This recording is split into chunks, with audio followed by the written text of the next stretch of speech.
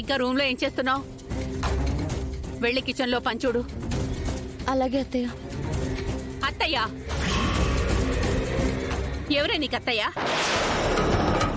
నా కొడుకుని వల్లో వేసుకుని అర్ధరాత్రి రహస్యంగా తాళి కట్టించుకోగానే నీకు నేను అత్తయ్యనైపోతానా? నువ్వు ఇంట్లో ఒక పని మనిషివి. పని మనిషి వరుసలు కలపకూడదు. అయితే అమ్మగారు లేదంటే అయ్యగారు అనాలి, అంతే. అలాగే పిలవాలి, అర్థమైందా? అలాగే బామ్మ. ఏంటి?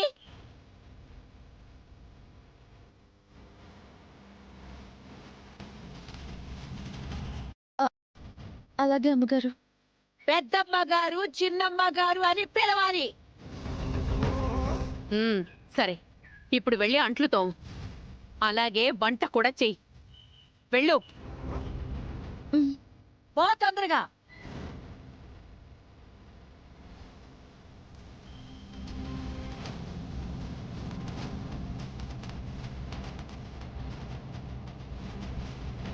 మనం వెళ్తాను.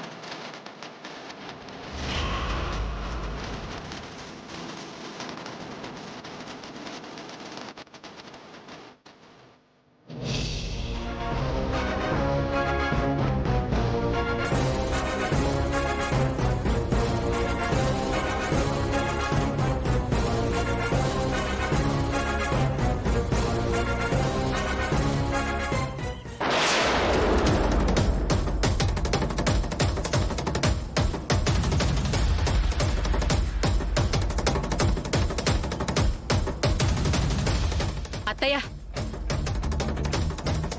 ఇది చూడండి.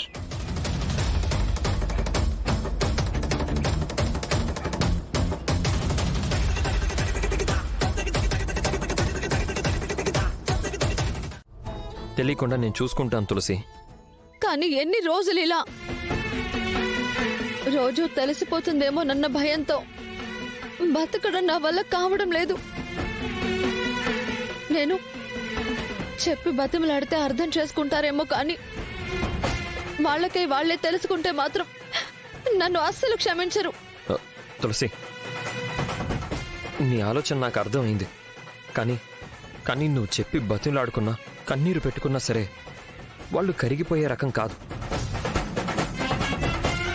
వాళ్ళకి ఏ రకంగా తెలిసినా కూడా నీ ఉద్యోగం మానిపించేసి ఇంట్లో ఫుల్ టైం పని మనిషిలాగే చూస్తారు. డబ్బిస్తే నువ్వు తీసుకోవట్లేదు కాబట్టి ఖుషి చదువు కొనసాగాలంటే నీ జాబ్ విషయం సీక్రెట్గానే ఉండాలి. లేదంటే నువ్వు ఖుషిని చదివించలేవు తులసి.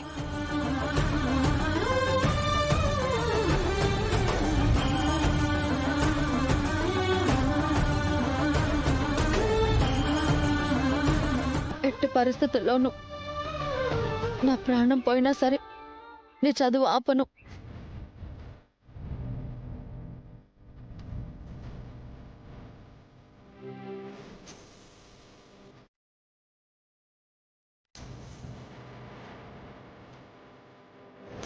నాన్న, నన్ను క్షమించండి. నా వల్ల ఈ ఇంట్లో మీకే కాదు, మీ ఫోటో కూడా గౌరవం లేకుండా పోయింది.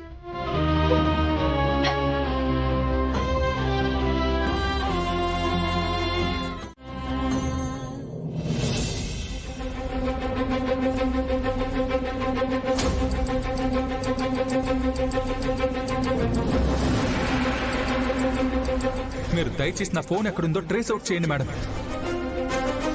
నా ఫోన్ దొరికితే అసలు దొంగ ఎవరో కూడా దొరికిపోతాడు.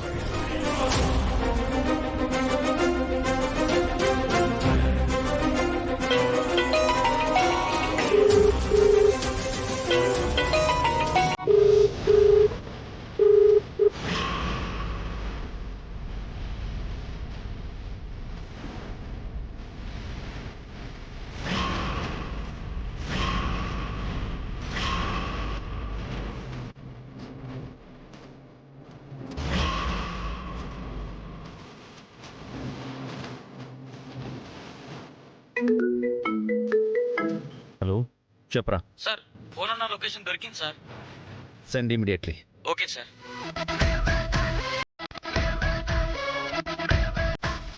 విశ్వ, యువర్ చాప్టర్ క్లోజ్.